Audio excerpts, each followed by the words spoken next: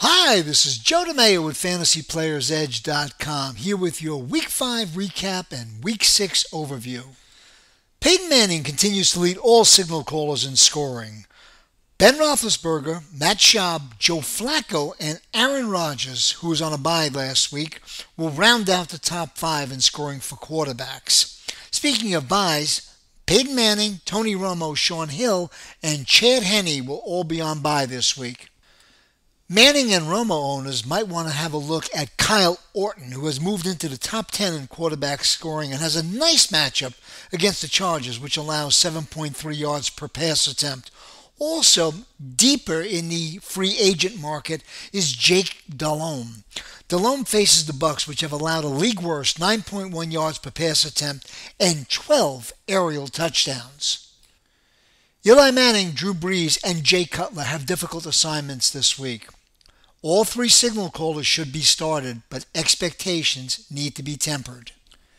Adrian Peterson leads all running backs in scoring by a wide margin. He's had a consistent string of solid, unspectacular performances.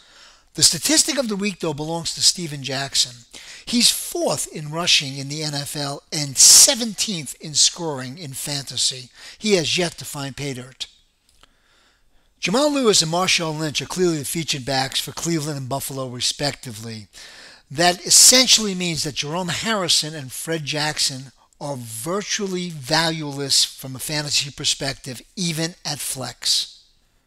The free agent market for running backs is thin, so replacing Marion Barber, Joseph Adai, Frank Gore, Ronnie Brown, or Ricky Williams out of free agency is going to be a difficult task.